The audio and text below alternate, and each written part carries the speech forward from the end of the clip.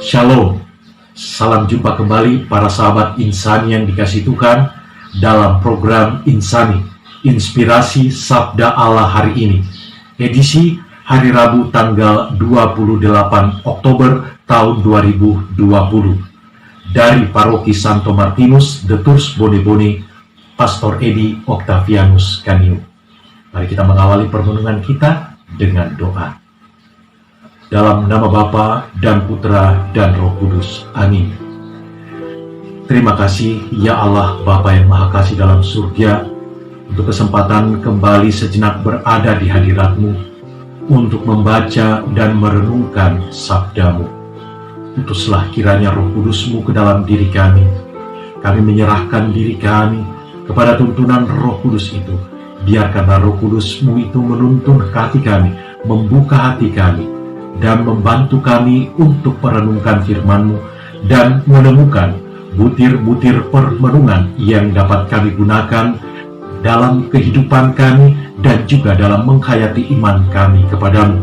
Kami menyerahkan diri kami kepada tuntunan Roh Kudus-Mu demi Kristus Tuhan dan Juru Selamat kami. Amin. Dalam nama Bapa dan Putra dan Roh Kudus. Amin. Para sahabat Insani yang dikasihi Tuhan, mari kita membaca pendasaran permenungan kita pada hari ini dari Injil Lukas pasal 6 ayat 12 sampai dengan 19.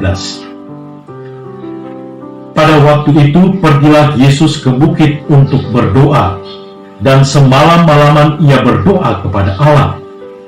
Ketika hari siang, ia memanggil murid-muridnya kepadanya, lalu memilih dari antara mereka 12 orang yang disebutnya Rasul, Simon yang juga diberinya nama Petrus, dan Andreas saudara Simon, Yakobus dan Yohanes, Filipus dan Bartolomeus, Matius dan Thomas, Yakobus anak Alfeus, dan Simon yang disebut orang Selot, Yudas anak Yakobus, dan Yudas Iskariot yang kemudian menjadi pengkhianat.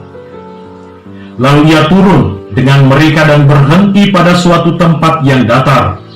Di situ berkumpul sejumlah besar dari murid-muridnya dan banyak orang lain yang datang dari seluruh Yudea dan dari Yerusalem dan dari pantai Tirus dan Sidon. Mereka datang untuk mendengarkan dia dan untuk disembuhkan dari penyakit mereka. Juga mereka yang dirasuk oleh roh-roh jahat beroleh kesembuhan. Dan semua orang banyak itu berusaha menjamah dia, karena ada kuasa yang keluar daripadanya, dan semua orang itu disembuhkannya. Demikianlah Injil Tuhan. Para sahabat Insani yang dikasihi Tuhan, setiap hari dalam kehidupan kita tentu saja kita kerap kali dihadapkan pada pilihan. Bahkan hal itu selalu sudah kita mulai saat kita bangun di pagi hari. Kita sudah dihadapkan pada beberapa pilihan. Mau langsung berdoa dulu, atau langsung cuci muka dulu, atau langsung minum air dulu, atau merapikan tempat tidur dulu. Mana yang biasa saudara-saudari pilih di awal pada saat bangun pagi hari?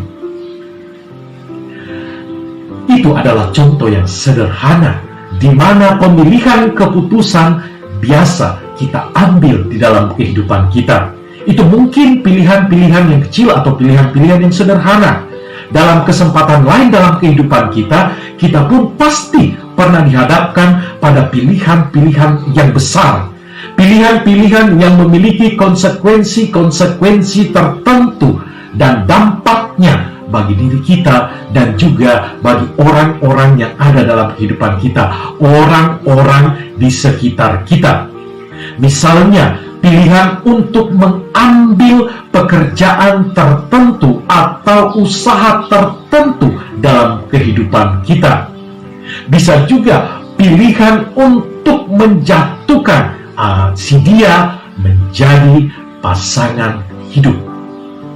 Atau pilihan-pilihan lain di mana kita dituntut untuk melihat segala konsekuensi konsekuensi yang mungkin saja ada dan terjadi pada setiap pilihan kita. Semuanya itu menuntut kita untuk memilih tentu saja mana yang terbaik, mana pilihan yang paling cocok dengan diri saya atau dengan kehidupan saya untuk diri kita. Mungkin pada awalnya kita akan merasa bangga, kita mungkin akan merasa senang, kita mungkin akan merasa bahagia bahwa ini adalah pilihan yang terbaik yang akan saya perjuangkan dan akan saya miliki dalam kehidupan kita selama pesiaran kita di dunia ini. Tetapi biasanya di pertengahan jalan atau di akhir dari sebuah perjuangan kepada pilihan tersebut, ya kita biasa mendengarkan, saya menyesal memilih, saya menyesal dengan pekerjaan ini, saya menyesal dengan pilihan ini, menghadapi istri yang cerewet di rumah, menghadapi suami yang keras di rumah. Mulai saya menyesal, dulu waktu kita pacaran kok tidak seperti ini, sekarang baru nampak aslinya, aduh sepertinya saya menyesal. Kerap kali kita mendengarkan hal tersebut, tetapi dalam situasi dan kondisi dengan konsekuensi-konsekuensi yang ada itu, kita diajak untuk tetap bertahan pada pilihan pun di dalam kehidupan iman kita. Mungkin ada yang mengatakan, ya saya kan waktu itu tidak memilih, saya masih kecil, saya masih bayi, datang dibaptis, orang tua saya yang datang dibaptis, bukan saya yang memilih. Jadi tidak ada kata penyesalan pada saat saya melihat, oh ternyata sulit menjadi orang Katolik. Tetapi pada saat kita menerima baptisan pada saat bayi, sejak saat itu kita dibina, kita diajak untuk melihat bahwa inilah pilihan hidup kita. Mungkin ada saat-saat tertentu kita pun merasakan bahwa kesulitan atau menemukan kendala, konsekuensi-konsekuensi dari iman kita. Semoga saja tidak ada kata saya menyesal telah menjadi Katolik. Semoga saja tidak ada kata saya tidak kuat lagi menjadi Katolik. Nah, para sahabat insani yang dikasihi Tuhan, Injil hari ini memberikan kepada kita keteladanan yang diberikan oleh Tuhan kita Yesus Kristus pada saat Ia memilih para rasulnya, menjatuhkan pilihan bahwa 12 orang inilah yang akan Dia panggil dan Dia pilih menjadi rasul yang ikut serta dalam tugas pewartaan pada saat itu. Dan hari ini dikisahkan di dalam Injil bahwa sebelum memilih para rasul, sebelum mewartakan atau mengikut sertakan para rasul di dalam tugas perutusan, Yesus naik ke sebuah bukit dan berdoa semalam-malaman. Apa artinya ini? Bahwa pada saat Ia mau memilih, Ia menyertakan Allah di dalam keputusan atau pilihan hidupnya itu. Pada saat Ia memilih, Ia pun akan mengetahui konsekuensi-konsekuensi yang akan terjadi pada 12 para rasul yang Ia pilih. Ia tahu karakter 12 rasul tersebut berbeda-beda, akan menemukan aneka macam kendala, aneka macam konsekuensi.